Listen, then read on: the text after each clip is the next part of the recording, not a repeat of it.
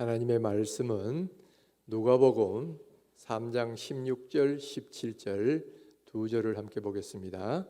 요한이 모든 사람에게 대대하여 이르되 나는 물로 너에게 세례를 베풀거니와 나보다 능력이 많으신 이가 오시나니 나는 그의 신발끈을 풀기도 감당하지 못하겠노라. 그는 성령과 불로 너희에게 세례를 베푸실 것이요 손에 키를 들고 자기의 타작마당을 정하게 하사 알곡은 모아 곳간에 들이고 쭉정이는 꺼지지 않는 불에 태우시리라. 아멘. 우리 기독교인들이 꼭 믿어야 할 몇 가지 신조들이 있는데 그 가운데 하나가 바로 종말론이라는 겁니다. 먼저는 우리 인생, 개인의 인생에도 종말이 있지요. 사람이 한번 태어나면 언젠가는 가야 하는 것이 우리 인생입니다.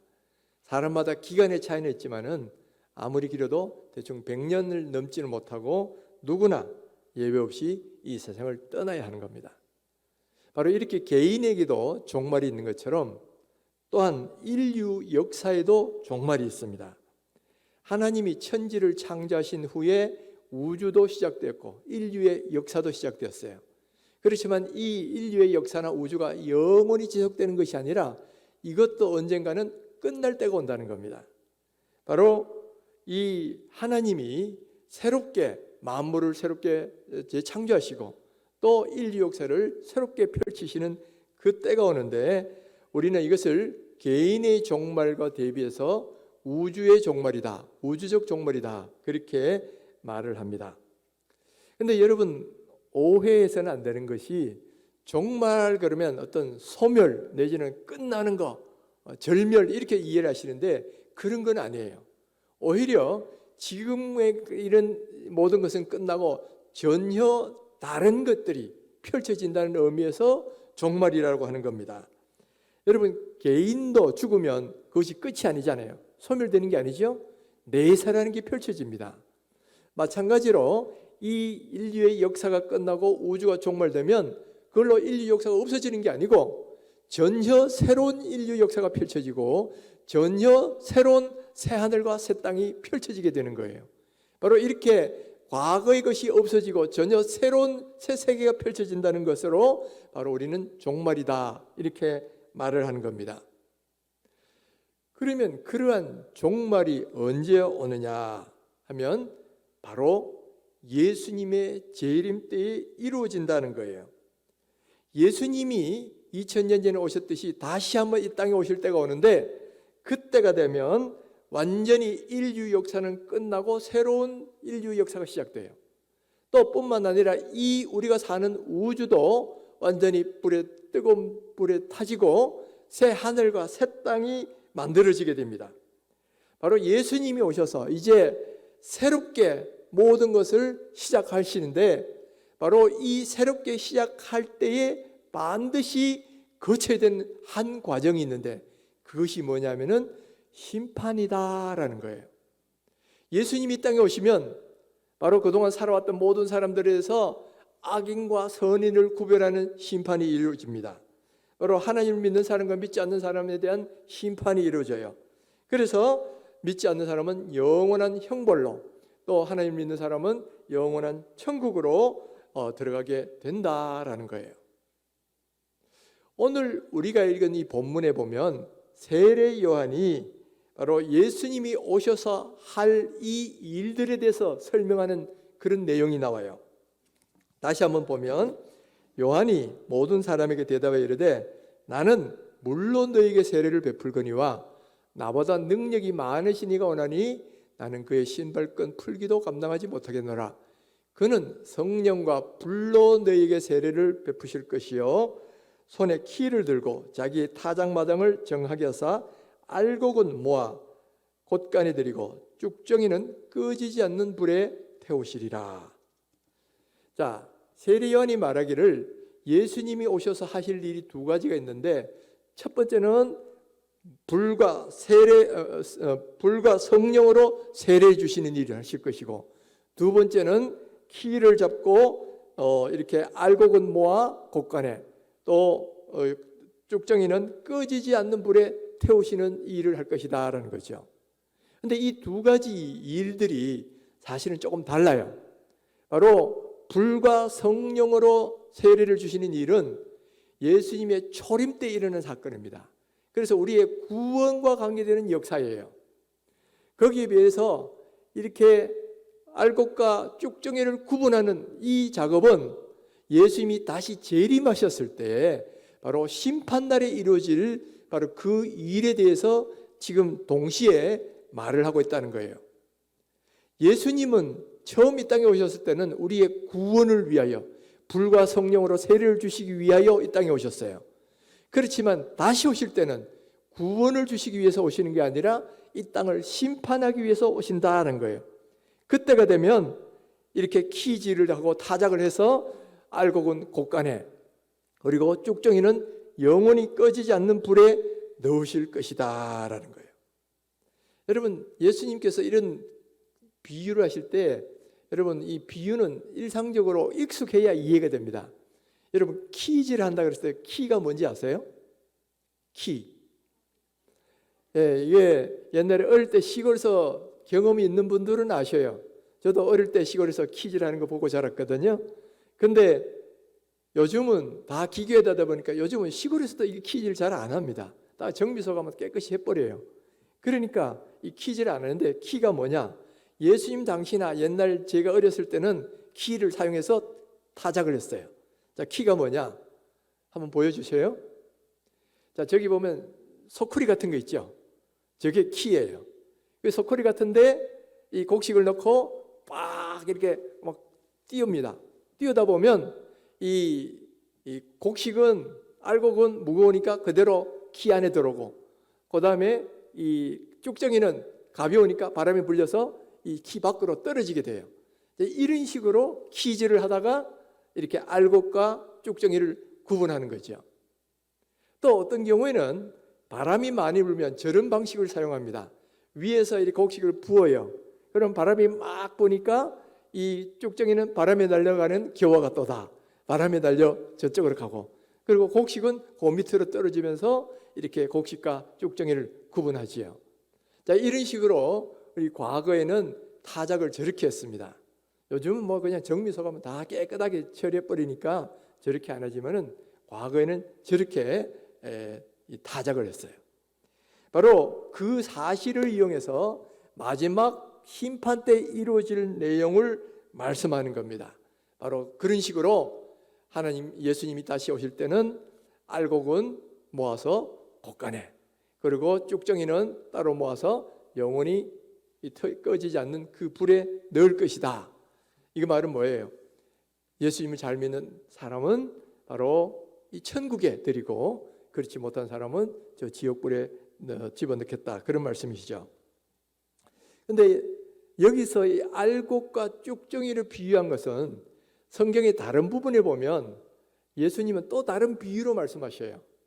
마태복음 13장에 보면 이 추수 때에 곡식과 가라지를 구분하는 작업으로 설명하시고요, 마태복음 25장에는 보면 이 양과 염소를 구분하는 작업으로 설명을 하셔요. 알곡과 쭉정이, 곡식과 가라지, 양과 염소, 이거는 비유는 다르지만은 사실은 동일한 메시지를 전하는 겁니다. 바로 제대로 된 신자와 그렇지 않은 사람, 이것이 구분이 된다는 이야기예요. 그런데 여기서 우리가 조심해서 보아야 될 것은, 여러분, 알곡과 쭉정이라고 비유한 걸 보셔야 돼. 그리고 곡식과 가라지, 양과 염소라고 한 것은 다 보면 외모가 비슷해 보이는 겁니다. 알곡과 돌멩이 이렇게 구분하지 않으셨어요. 알곡과 쭉정이를 구분한다 그러셨거든. 또 양과 염소라고 구분하셨어요. 여러분, 알곡과 쭉정이는 겉모양에 보면, 멀리서 보면 별 차이가 안 납니다. 그런데 그걸 들어보거나 조사해 보면 이제 알맹이에 들어있느냐 없느냐가 판가름 되지요. 또 이 곡식과 가라지라는 것도, 여러분 어릴 때 시골에서 자라보신 분은 알겠지만은 변지, 핀지, 이 조그말 때는 구별이 잘 안 돼요. 그러다가 좀 커지면 이 벼하고 피가 이제 구분됩니다.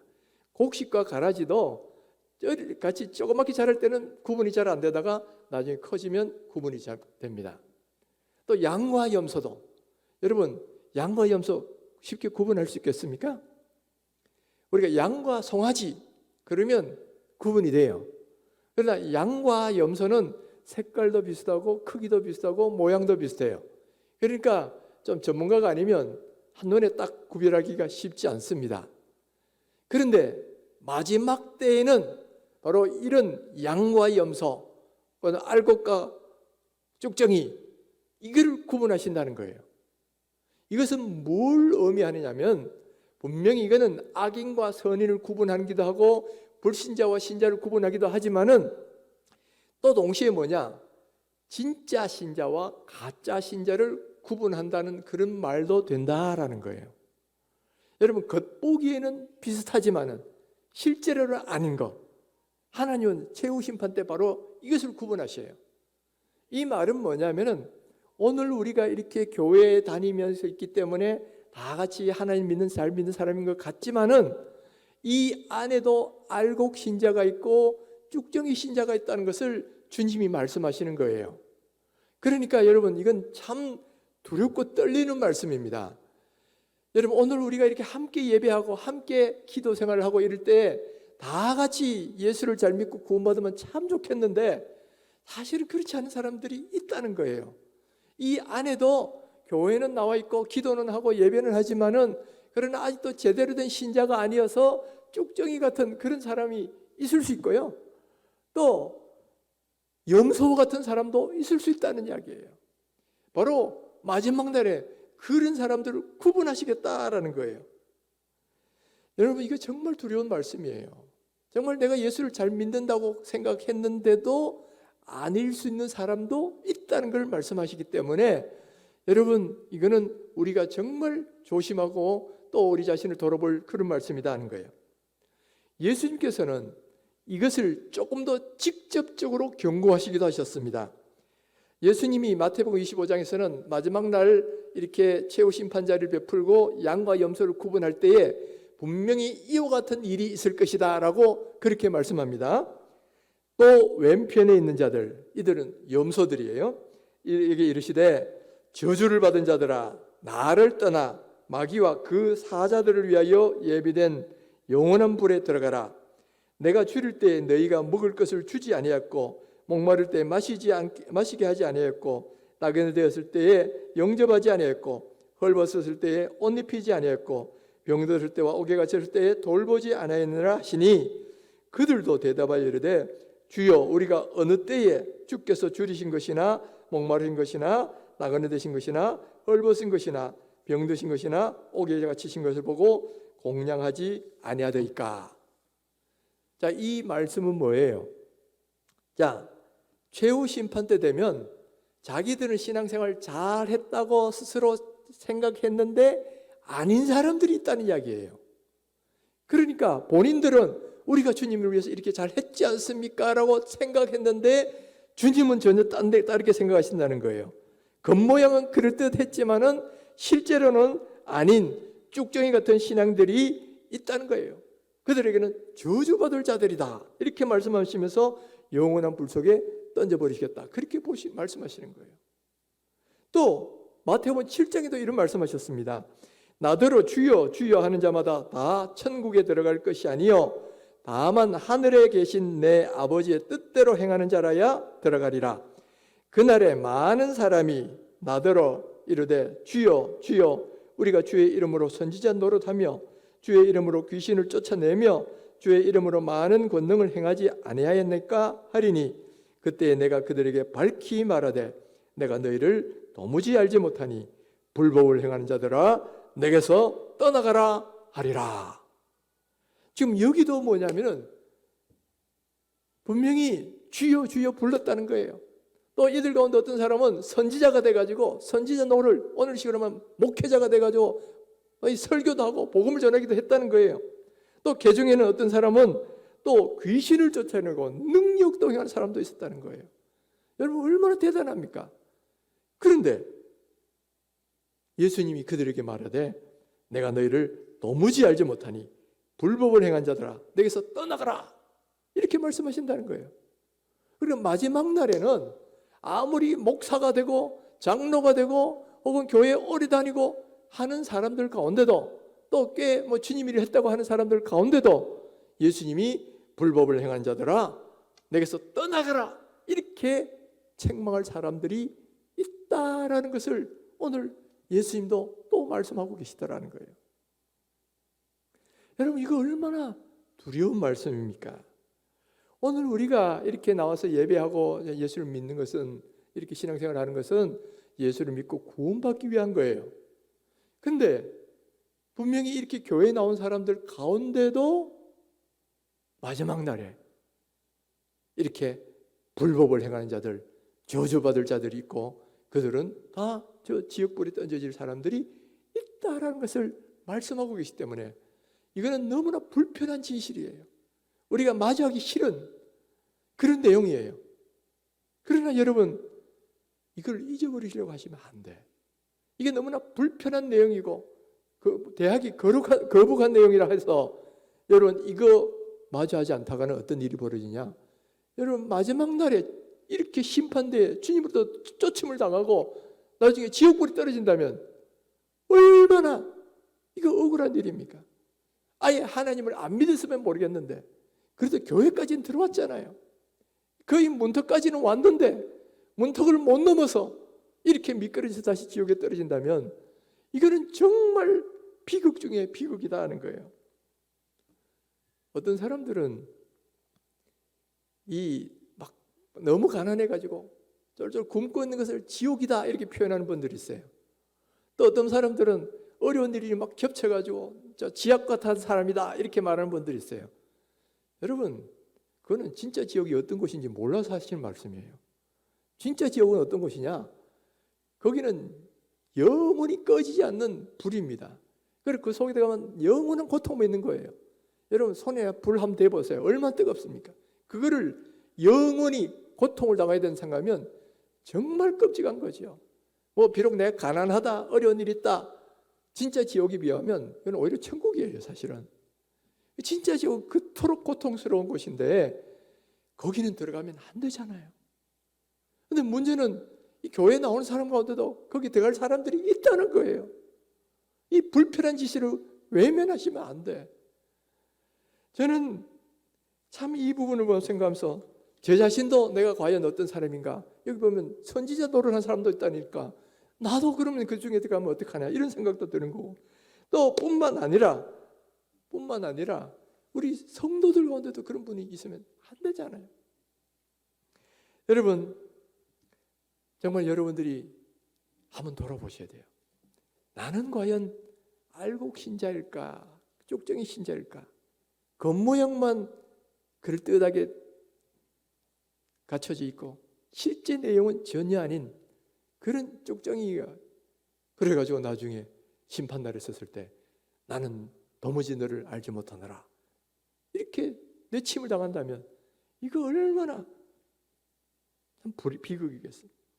제일 억울한 사람은 교회까지 잘 나왔는데 마지막 그 관문을 못 넘어서 가지고 다시금 이렇게 버림을 받는 사람, 이런 사람이 제일 억울하실 거예요. 또 이것을 보고 또 안타까워하시는 분이 계실 거예요. 바로 그분은 예수님이에요. 바로 이 사람 구원하기 위해서 내가 십자가에 죽었는데 죽기까지 했는데 지금 이 사람 또 예수를 믿을 상황도 문턱까지는 왔잖아요. 그런데도 마지막 예수를 믿지 못하고 그냥 그렇게 됐다 그러면 우리 예수님도 너무나 안타까우실 거예요. 그리고 예수님 다음 안타까운 사람이 있다면 그것은 바로 목회자이고 바로 저 같은 사람이에요. 만약에 오늘 이렇게 함께 이렇게 예배하고 함께 교제하고 막 집사님 권사님하고 막 했는데 이분들 가운데도 마지막 날에 하늘나라에 들어가지 못하고 그 자리에 함께 있지 못하다 그러면 여러분 제 마음이 어떨 것 같아요? 정말 가슴이 찢어질 수밖에 없어요. 이건 내가 역할을 잘못해서 내가 하나님 말씀을 잘못 가르쳐서 그래 되는 것이니까 얼마나 내가 가슴이 아프겠어요. 저는 요즘 와서 그런 고민을 많이 해요.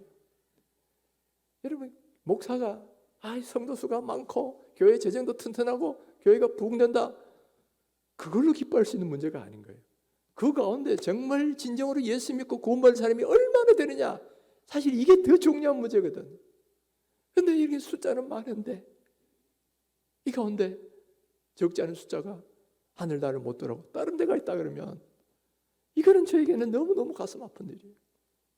그래서 제가 요즘 이런 문제로 고민이 많아요. 특별히 코로나가 되니까 많은 분들이 교회에 나오지를 못하고 있어요. 벌써 이게 2년을 지나가고 있습니다. 그러니까 말씀 공급도 제대로 안 되고 이러면서 점점 말씀으로부터 멀어지고 교회로부터 멀어지는 사람들이 나오기 시작했어요. 또 개중에는 이제 이것이 몸에 배다 보니까 이게 편하거든. 나도 모르게 자꾸 그렇게만 가려고 하는 그런 분들까지도 있을 수 있어요. 그런데 바로 그런 분들 가운데는 바로 쭉정이 신자가 돼가지고 나중에 하나님께로부터 버려질 사람도 나올 수 있다는 거예요. 얼마나 가슴 아픈지 몰라. 정말 여기 계신 분들 가운데는, 또 지금 방송을 듣고 계신 분들 가운데는 한 분도 그런 분들이 없으시기 바랍니다. 정말 마지막 때 예수님 앞에 섰을 때에 우리 모두가 다 알곡신자로 인정돼가지고 다 하늘나라 들어가야지, 이렇게 어정쩡하게 신앙생활하다가 저 쭉정이 신자가 돼가지고 지옥불에 간다면 이것만큼 안타까운 일이 어디 있겠느냐 이 말이에요. 그리고 억울한 일이 얼마나 억울합니까? 여러분, 우리 자신 한번 돌아보셔야 돼요. 내가 죽고 난 뒤에 그렇게 되면 돌아오거나 회개할 길도 없어요. 후회도 소용없어요. 지금 내가 과연 알곡신자인지 쭉정이 신자인지 한번 보셔야 돼요. 그래서 정신 차리셔서 내가 아직도 좀 쭉정인 것 같아 이런 생각이 드는 분들은 그야말로 믿음 생활 다시 제대로 하셔야 된다는 거예요. 그래야 이와 같은 비극이 일어나지 않을 수가 있다는 거예요. 자, 그러면 무엇으로 쭉정이인지 알곡인지를 구분할 수 있느냐라는 거예요. 죽어봐야 알지, 하나님 앞에 가봐야 알지, 그렇지는 않아요. 예수님이 분명히 몇 가지 이미 그걸 구분할 수 있는 기준을 우리에게 주셨어요. 첫 번째는 뭐냐면은 내가 예수님을 구세주로 믿고 있느냐 아니냐 하는 거예요. 자, 알곡은 생명이 있습니다. 쭉정이는 생명이 없어요. 자, 어떤 사람에게 생명이 있느냐? 요한 1서 5장 12절에 이렇게 말씀합니다. 아들이 있는 자, 아들, 예수님이 있는 자에게는 생명이 있고 하나님의 아들이 없는 자에게는 생명이 없느니라, 이렇게 말씀하죠.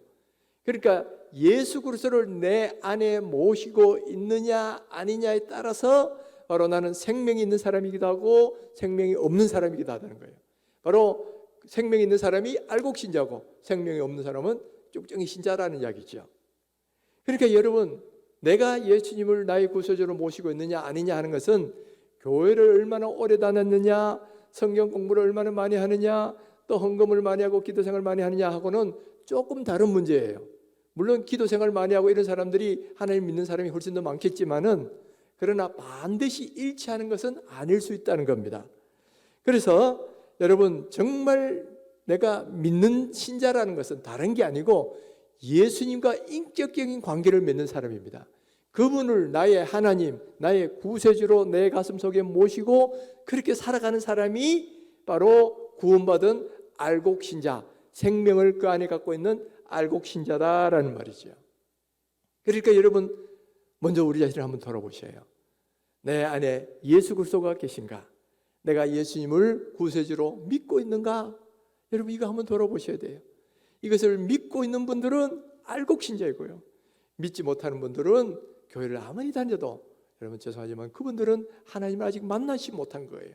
그렇다 그러면 아직까지 알곡신자는 아니시다 하는 거예요. 이런 분들은 무엇보다도 이제부터 하나님을 만나고 예수 그리스도를 내 인생의 구세주로 모실 수 있도록 이제부터 기도하고 믿음 생활을 열심히 하셔야 돼요. 그래서 예수님이 누구신지 알게 해달라고 여기 간절히 찾는 자가 만난다고 했습니다. 간절히 하나님을 찾으세요. 또 그분을 내 인생의 구세주로 모시세요. 그러면 여러분도 생명이 있는 알곡신자가 될 수 있다는 거예요. 오늘 이 아침에 나온 또 이 영상으로 예배드리는 모든 분들에게 이와 같은 은혜가 임하시기를 주의 이름으로 축원합니다. 두 번째 알곡인지 쭉정인지를 구분하는 기준은 뭐냐? 내 삶 속에서 열매가 나타나고 있느냐라는 거예요. 알곡은 씨를 뿌리면 싹이 나고 열매를 맺습니다. 그런데 쭉정이는 뿌려도 싹도 안 나고 이 열매는 당연히 못 맺는 거죠. 그 안에 생명이 없으니까 그런 거예요. 예수님께서도 마태복음 7장 19절 20절에서 아름다운 열매를 맺지 아니하는 나무마다 찍혀 불에 던져지느니라. 이러므로 그들의 열매로 그들을 알리라. 이렇게 말씀하셨어요. 그러니까 아름다운 열매 맺지 않는 나무는 나쁜 나무라는 거예요. 그런 나무는 다 찍어서 불에 던진다 이 말이기 때문에 쭉정이란 말이에요. 그러니까 여러분, 내가 알곡 신자인지 또 이 쭉정이 신자인지는 내 속에서 얼마나 신앙의 열매들이 나타나고 있는가라는 걸 보셔야 된다는 거예요. 예수님은 나더러 주여 주여 하는 자마다 다 천국 들어갈 것이 아니로 다만 하늘에 계신 내 아버지의 뜻대로 행하는 자가 들어간다 그렇게 말씀하셨잖아요. 근데 그걸 오해하면 예수님이 계명을 다 지켜야 천국 들어가는구나. 이 행위 구원 그렇게 이해하기 쉬운데 그런 말은 아니에요. 이것은 뭐냐면 진정한 믿음이 뭐냐를 가르쳐 주는 겁니다. 진정한 믿음은 단순히 말로만 주여 주여 한다고 믿음 가진 사람이 아니라는 거예요. 또 머리로서 내 마음속에 믿습니다 한다고 믿는 게 아니라는 거예요.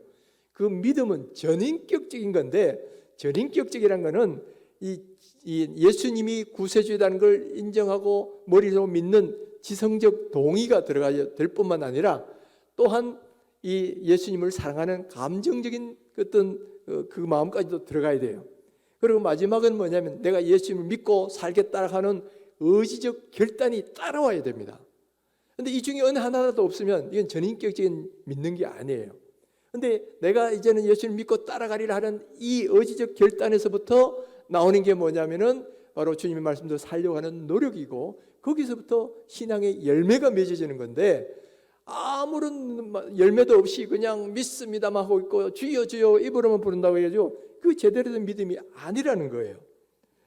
여러분, 야고보서에도 보면 행함이 없는 믿음은 죽은 거라 그랬잖아요. 이 말은 행함으로 구원받는다는 말이 아니고 진정한 믿음이 뭔가를 보여주는 겁니다. 그 믿음에는 그 내 입으로 신한 것에 따른 몸의 이 순종의 행동이 뒤따라와야 된다는 거예요. 그게 없으면, 그런 열매가 없으면 내 믿음은 가짜 믿음이다 하는 이야기입니다. 그러니까 물론 100%다 계명 지키고 이런 말이 아니에요. 우리 어느 누구도 계명을 다 지킬 수 없습니다. 그런데 중요한 건 계명을 다 지키지는 못해도 주님 말씀대로 살리라 하는 의지적인 노력과 결단이 있어야 돼요. 그래서 하다가 실패하면 주님 용서해 주십시오 이렇게 할 수는 있지만은, 그러나 아무 노력도 안 하고 주여 주여 말로만 하고 있다면 그 신앙은 가짜 신앙이다. 바로 그런 것을 말씀하고 있다는 거예요. 그러니까 여러분, 우리가 구원받는 알곡 신앙인이 되려면 단순히 머리로 믿습니다 혹은 입으로 주여 주여 이렇게 한다고 되는 것이 아니고, 거기에는 내 신앙의 열매가 나오도록 해야 돼요. 이제 내 주님을 믿는다면 이렇게 살겠습니다 하는 노력이 따라오셔야 돼요. 그래서 100%의 그건 아니지만은 그래도 어느 정도의 그 신앙의 표현들이 드러나야 된다는 거죠. 그게 참 믿음이고, 그런 사람이 알곡 신자다라는 거예요. 오늘 이런 면에서 내 자신을 한번 돌아보세요. 그래서 혹시 기준에 미치지 못한다면 여러분은 이제부터 열매를 맺는 삶을 사시려고 해보셔야 돼요. 그럴 때 우리의 신앙은 진짜 믿음이 되고 알곡 신앙이 될 것입니다. 이와 같은 은혜가 있기를 주 이름으로 축원합니다. 자, 세 번째 또 알곡인지 쭉정인지를 구분하는 기준이 뭐냐면은 어떤 환난이나 핍박에도 흔들리지 않는 믿음을 가졌는가라는 겁니다. 여러분, 아까 전에 우리 키질 할 때 보셨잖아요. 키질이다 바람이 불면 그 자리로 저 멀리 떨어지는 것은 쭉정이고, 바람이 불어도 역시 그 자리에 지키는 자는 이게 알곡이잖아요. 마찬가지로 이 바람이 뭘 의미하느냐, 우리에게서 환난, 핍박, 어려움 이런 것들이에요. 그런 외적 환경에 그런 바람이 불어와도 내가 여전히 믿음의 자리를 지키고 있으면 알곡 신자일 것이고, 그런 거 오면 갑자기 믿음이 흔들려 갖고 완전히 딴 데로 가버린다면 이것은 쭉정이 신자다라는 거예요. 그렇게 여러분 어떤 핍박이나 어려움이나 어떤 상황 속에서 물론 잠시는 흔들릴 수는 있어요. 그러나 그것 때문에 믿음을 포기하거나 잃어버리지 않는 그런 사람이 진짜 알곡 신자다라는 것을 오늘 우리들에게 말씀해 주고 있다라는 거예요. 사랑하는 성도 여러분, 오늘 우리도 신앙생활 하다 보면 많은 어려움이 있잖아요.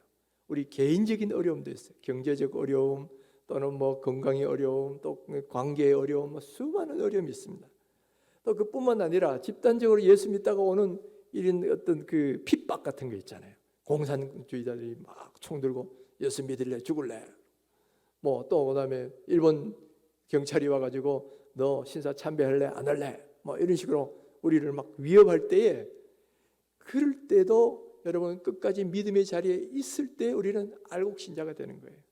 그런 어떤 상황 변화에 따라서 믿음이 흔들려 버리고 신앙을 포기해 버리면 우리는 이게 진짜 알곡 신자가 아니라 쭉정이 신자였다는 것을 보게 되는 거죠. 여러분 요즘은 뭐 총칼 갖고 뭐 이렇게 하는 경우는 없겠지만은 그래도 우리 개인적인 어려움, 환난 이런 거 할 때 어떤 사람은 이것 때문에 믿음을 버리는 사람도 있어요.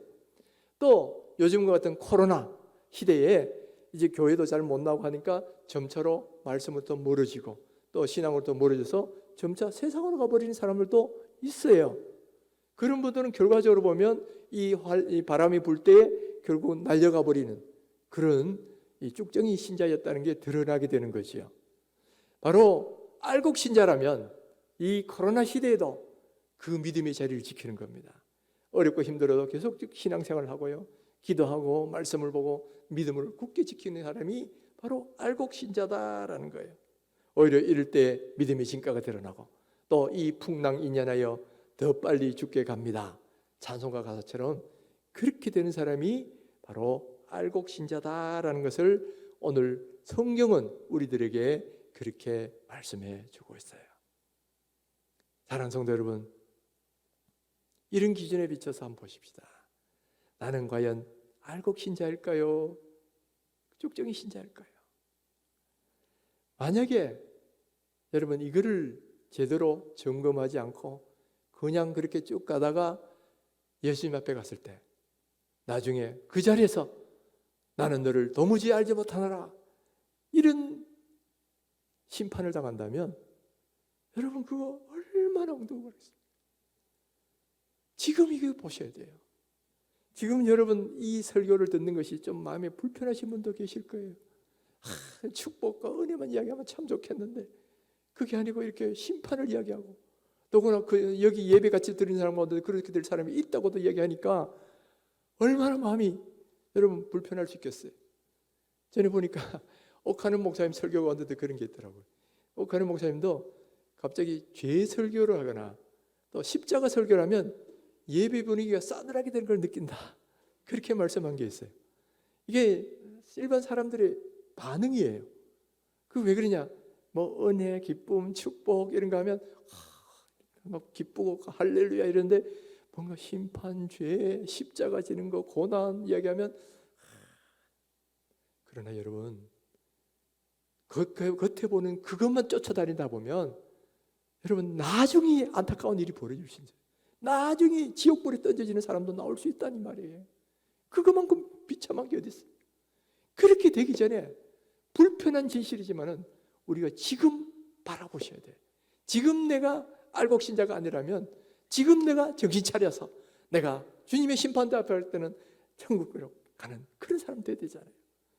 여러분 지옥의 고통은 잠시 우리가 여기서 뭐 가난하고 어렵고 힘든 거 병든 거하고 이건 비교할 수 있는 게 아니에요. 그건 너무나 큰 비극 중에 비극이고, 반대로 천국 들어가는 거는 이 땅에서 누릴 수 있는 어떤 기쁨 이거하고는 좋게 비교할 수 없도다. 너무나 그런 것이에요. 그러니까 여러분 우리 모두는 다 하나님 나라 가셔야 하잖아요. 그렇게 하려면 다른 게 아니지만 불편한 신실이지만 이것을 지금 현재 내가 보셔야 돼요. 분명히 예수님께서는 믿는 사람인 것처럼 보이지만 쭉정이 신자가 있다. 그런 사람은 지옥불에 던져질 것이다. 그러나 알곡 신자는 천국에 곶감이 될 것이다. 이걸 미리 말씀해 주고 계시잖아요. 그렇다 그러면 여러분 이 사실을 바라보셔야 돼요. 바라보셔야 돼요. 그리고 여러분 지금부터라도 이제 내가 쪽정인지 알곡인지를 잘 보시고 이제부터라도 내가 알곡신자로 살아갈 수 있도록 그렇게 하셔야죠. 첫째는 예수 그리스도를 나의 구세주로 모시고, 두 번째는 그 믿음의 열매가 나타나도록 열매 맺는 삶을 사셔야 돼요. 그리고 이것이 외부적인 어려움이 올 때도 흔들리지 않고 끝까지 나아가실 때 그 사람이 진짜 알곡신자가 되어서 나중에 주님 오실 때 영광스러운 저 천국에 들어가고 영광스러운 하나님의 은혜의 자리에 동참하게 될 것입니다. 지금은 조금 힘든 것 같아도 오히려 이 지금의 고난이 나중에 장차 큰 영광으로 바꾸어지게 된다라는 거예요. 사랑하는 성도 여러분, 우리가 지금 코로나 때문에 어쩌면 조금 그동안 신앙이 조금 해이해질 수 있어요. 그렇다 그러면 이제부터 다시 한번 우리의 허리띠를 한번 쫄라매어 보십시다. 이제 사회적으로도 위드 코로나로 간다고 그럽니다. 이미 여러 나라가 전환하고 있고 우리나라도 11월 달부터 조금씩 전환을 한다고 그러는데, 위드 코로나라는 것은 개념은 코로나가 아직도 끝나지는 않았지만 그래도 이제는 정상적인 생활로 조금씩 돌아가자. 물론 한꺼번에 돌아가는 건 아니지만 조금씩 돌아가는 겁니다. 그런 것처럼 우리 신앙도 이제 위드 코로나 할 필요가 있다는 거예요. 우리 코로나 때문에 모든 걸 다 끊고 딱딱 이것도 안 하고 예배만 겨우 영상을 드리고 했던 것들을 이제는 이런 부분도 정상적인 신앙으로 돌아올 필요가 있다는 거예요. 그래서 여러분 그동안 우리가 조금 나태해졌다면 허리띠를 좀 쫄라매시고요. 또 이제부터는 우리가 진정한 알곡 신자로서 살아갈 수 있도록 우리가 이제 믿음 생활 더 열심히 해보십시다. 이번 예담삼 기도에도 여러분 사모하시고 기도로 참사하시고 또 우리가 열매 맺는 신앙생활을 해서 주님 오셔서 우리가 주님 앞에 가서 심판받을 때 나 착하고 충성된 종, 또 알곡 신자가 되어서 주님의 영광의 자리에 동참하는 귀한 성도님 되시기를 주님의 이름으로 축원합니다.